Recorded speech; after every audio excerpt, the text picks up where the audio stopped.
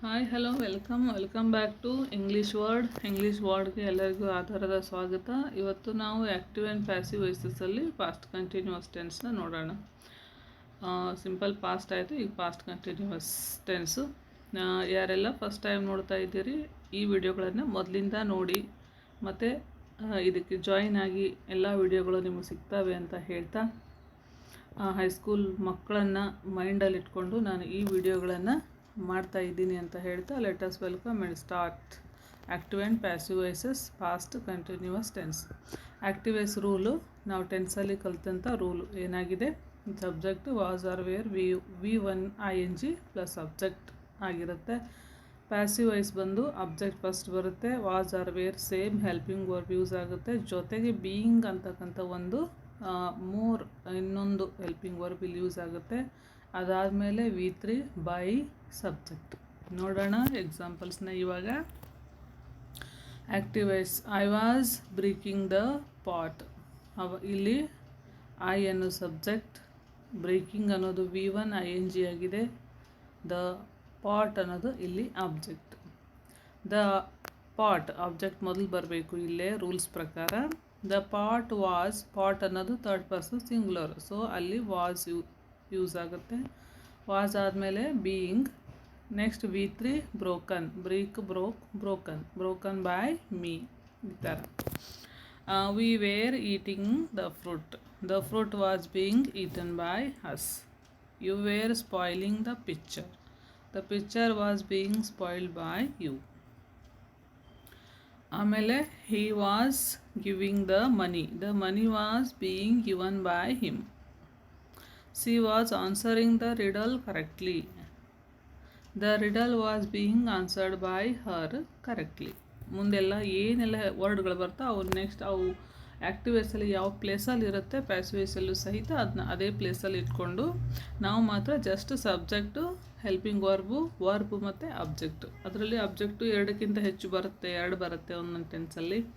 ಕೆಳಗೆ ಒಂದೆರಡು ಎಕ್ಸಾಂಪಲ್ ಹಾಕಿದ್ದೀನಿ. ಅದರಲ್ಲಿ ಮೇನ್ ಆಬ್ಜೆಕ್ಟ್ ಯಾವುದು ಅನ್ನೋದನ್ನು ನಾವು ಗುರುತಿಸ್ಕೋಬೇಕು. ಓಕೆ, ನೆಕ್ಸ್ಟ್ ನೋಡೋಣ.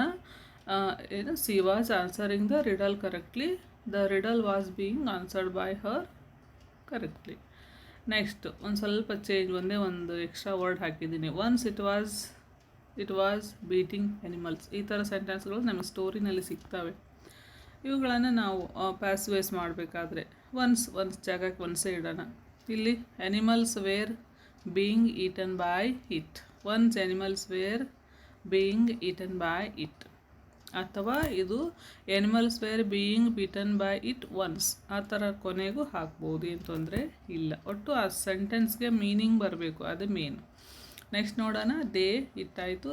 ಈಗ they were drawing the picture of Buddha a long ago. ಇಲ್ಲಿ ಸ್ವಲ್ಪ ಎಕ್ಸ್ಟ್ರಾ ವರ್ಡ್ಗಳು, ಯಾಕಂತಂದರೆ ಬುಕ್ಕಲ್ಲಿ ಇದೇ ಥರ ಸೆಂಟೆನ್ಸ್ ಇರುತ್ತೆ, ಮತ್ತು 8th 9th 10th ಪ್ಯಾಸಿವ್ ಮಾಡೋದಕ್ಕೆ ಸ್ವಲ್ಪ ದೊಡ್ಡ ಆನ್ಸರ್ ಸೆಂಟೆನ್ಸ್ಗಳನ್ನೇ ಕೊಡೋದ್ರಿಂದ ಈ ಥರ ಹಾಕಿದ್ದೀನಿ. They were drawing the picture of a Buddha a long ago.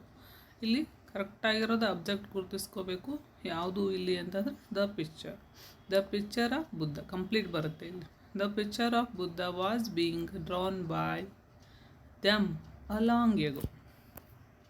ಈ ಥರ ಒಂದೇ ಸರಿ ಪ್ರಾಕ್ಟೀಸ್ ಮಾಡಿ ನೋಡಿದ ತಕ್ಷಣವೇ ಇವು ಯಾವ ಹೆಲ್ಪಿಂಗ್ ವರ್ಬ್ಗಳು ನೆನಪಲ್ಲಿ ಉಳಿಯೋದಿಲ್ಲ. ಇವುಗಳನ್ನು ನೀಟಾಗಿ ಬರೆದು ಒಂದೊಂದನ್ನೇ ಪರ್ ಡೇ ಅವನು ಸ್ಟಡಿ ಮಾಡ್ತಾ, ಯಾಕಂದರೆ ಸ್ವಲ್ಪ ಲಾಂಗ್ ಆಗುತ್ತೆ ಪ್ರತಿ ಟೆನ್ಸಲ್ಲಿ ಆ್ಯಕ್ಟಿವ್ ಪ್ಯಾಸಿವ್ ವಾಯ್ಸ್ಗಳು ಒಂದು ಸ್ವಲ್ಪ ನಮಗೆ ಸ್ಟ್ರಕ್ಚರ್ ನೆನಪಾಗಲಿಲ್ಲ, ಆ ರೂಲ್ಗಳು ಸ್ವಲ್ಪ ಕನ್ಫ್ಯೂಸ್ ಆಗಕತ್ತು ಅಥವಾ ನೆನಪು ಉಳಿಯೋದಿಲ್ಲ ಅಂದರೆ ನಾವು ಎಕ್ಸಾಂಪಲ್ಗಳ ಮೂಲಕ ನಾವೇನು ಮಾಡ್ಬೋದು, ಹೋಲಿಕೆ ಮಾಡಿಕೊಂಡು ಟೆನ್ಸ್ಗಳನ್ನು ಆ್ಯಕ್ಟಿವ್ ಪ್ಯಾಸಿವ್ ವಾಯ್ಸಸ್ಸನ್ನು ಕಲಿಬಹುದು.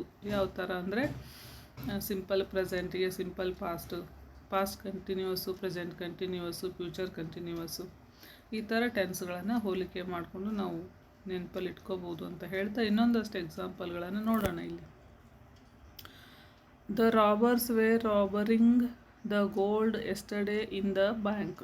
ಸ್ವಲ್ಪ ಲಾಂಗ್ ಸೆಂಟೆನ್ಸ್, ಅಂದರೆ ಸಬ್ಜೆಕ್ಟ್ ವರ್ಬು ಆಬ್ಜೆಕ್ಟ್ ಜೊತೆಗೆ object complement, subject complement, verb complement, ಈ ಥರ. ಅಂದರೆ ವರ್ಬಲ್ಲಿ ಎರಡೆರಡು ವರ್ಬ್ ಇರ್ತವೆ, ಎರಡೆರಡು ಆಬ್ಜೆಕ್ಟ್ ಇರುತ್ತೆ.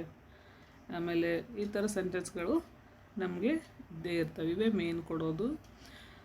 ದ ಗೋಲ್ಡ್, ಇಲ್ಲಿ ಕರೆಕ್ಟಾಗಿರೋ ಆಬ್ಜೆಕ್ಟ್ ಗುರುತಿಸ್ಕೋಬೇಕು. The gold was being robbed by the robbers yesterday in the bank. I was answering the question correctly to get full marks. Okay, sentence. ಈಗ ಅಲ್ಲಿ object the question was being answered by me correctly to get full marks. ಈ ಸೆಂಟೆನ್ಸ್ಗಳು ತುಂಬ important ನಮಗೆ ಹೈಯರಲ್ಲಿ practice ಮಾಡೋದಕ್ಕೆ. The manager of the company was asking so many questions to the employees for offering the job in his company. ಸ್ವಲ್ಪ long sentence, ನಾನೇ ಬೇಕಂತಲೇ ತೆಗೆದುಕೊಂಡಿರೋದು. The manager of the company, complete subject ಇದು ಅಷ್ಟೇ, ಇಷ್ಟು ಎಲ್ಲ ಸೇರಿ. ಯಾಕಂತಂದರೆ ಈ ಪ್ರಿಪೋಸಿಷನ್ ಆಫ್ ಅಂತಕ್ಕಂಥದ್ದು ಗೊತ್ತಾಗುತ್ತೆ. ಯೂಶ್ವಲಿ ಇಂಗ್ಲೀಷ್ ಬಗ್ಗೆ ನಮಗೆ ಜ್ಞಾನ ಇದ್ರೆ ಗೊತ್ತಾಗುತ್ತೆ. ದ ಮ್ಯಾನೇಜರ್ ಅಂತ ಅಷ್ಟೇ ತೊಗೊಳಿಕ್ಕೆ ಬರಲ್ಲ.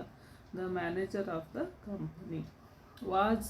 ವಾಸ್ ಇದೆ, ಆಸ್ಕಿಂಗ್ ಇದೆ, ಸೋ ಮೆನಿ ಕ್ವಶನ್ಸ್ ಇಲ್ಲಿ object. To the employees for offering the job in his company. ಇದೇ ಥರ ಸ್ವಲ್ಪ ಕನ್ಫ್ಯೂಸಿಂಗ್ ಕ್ವಶನ್ಸೇ ನಮಗೆ ಪ್ಯಾಸಿವ್ ವಾಯ್ಸಲ್ಲಿ ಕೆಲವೊಂದು ಸಾರಿ ಬರುತ್ತೆ, ಇನ್ನು ಕೆಲವೊಂದು ಸಾರಿ ಸಿಂಪಲ್ ಆಗಿರೋ ಸೆಂಟೆನ್ಸ್ನ ಕೇಳ್ತಾ ಹೋಗ್ತಾರೆ. ನೋಡೋಣ ಇಲ್ಲಿ ಪ್ಯಾಸಿವ್ ವಾಯ್ಸ್ ಏನಾಗಿದೆ ಅಂತ. ಸೋ ಮೆನಿ ಕ್ವಶನ್ಸ್, ಅದೇ object, main object. So many questions were being asked by the manager of the company to the employees for offering the job in his company. ಮಿಕ್ಕಿದ್ದು ಯಾವುದು ಚೇಂಜ್ ಆಗಲ್ಲ, ಅದೇ ಏನಾಗುತ್ತೆ ಇದು ಕರೆಕ್ಟಾಗಿರ್ತಕ್ಕಂಥ passive voice. ಅದನ್ನೇ ಇನ್ನೊಂದು ಥರ ದ ಎಂಪ್ಲಾಯೀಸ್ ಅನ್ನೋದನ್ನು ತೆಗೆದುಕೊಂಡು, ಯಾಕಂತಂದರೆ ಅಲ್ಲಿ ಅಬ್ಜೆಕ್ಟ್ ಎರಡೆರಡಿದೆ, ಇದನ್ನು ತೆಗೆದುಕೊಂಡು ನಾವು ಏನು ಮಾಡ್ಬೋದು, ವಾಕ್ಯನ ಮಾಡ್ಬೋದು. The employees were being asked so many questions by the manager of the company for offering the job in his company. ಅಲ್ಲಿ ಟು ಎಂಪ್ಲಾಯೀಸ್ ಅಂತ ಬರುತ್ತೆ. ಟು ಇಲ್ಲಿ ಪ್ಯಾಸಿವ್ ಮಾಡೋಕ್ಕೆ ಬರಲ್ಲ, ಯಾಕಂದರೆ ನಾವು ಆಬ್ಜೆಕ್ಟ್ನ ದ ಎಂಪ್ಲಾಯೀಸ್ ಅನ್ನೋದನ್ನು ತೆಗೆದುಕೊಂಡಿದ್ದೀವಿ. Okay, the employees were being asked so many questions. ಯಾರಿಂದ? by of the company for offering in his job. ಇವನ್ನೆಲ್ಲ ಸ್ವಲ್ಪ ಬರೆದು ಪ್ರಾಕ್ಟೀಸ್ ಮಾಡ್ಕೊಳ್ಳಿ. ನೆಕ್ಸ್ಟ್ ನಾವೇನು ಮಾಡೋಣ, ಫ್ಯೂಚರ್ ಕಂಟಿನ್ಯೂಸ್ ಆಯಿತು, ಪಾಸ್ಟ್ ಕಂಟಿನ್ಯೂಸ್ ಆಯಿತು, ಪಾಸ್ಟ್ ಪರ್ಫೆಕ್ಟ್. ಅದನ್ನು ಆ್ಯಕ್ಟಿವ್ ಆ್ಯಂಡ್ ಪ್ಯಾಸಿವ್ ವಾಯ್ಸನ್ನು ನಾವೇನು ಮಾಡೋಣ, ಸ್ಟಡಿ ಮಾಡೋಣ ಅಂತ ಹೇಳ್ತಾ ಸ್ವಲ್ಪ ಸೀರಿಯಸ್ ಆಗಿ ಓದಿದರೆ ನಮ್ಗೆ ಇಂಗ್ಲೀಷ್ ಗ್ರಾಮರ್ ಬಗ್ಗೆ ಬೇಸಿಕ್ ಐಡಿಯಾ ಗೊತ್ತಿದ್ದರೆ ಮುಂದಿಂದೆಲ್ಲನೂ ಈಸಿ ಆಗುತ್ತೆ ಅಂತ ಹೇಳ್ತಾ thank you very much. Bye.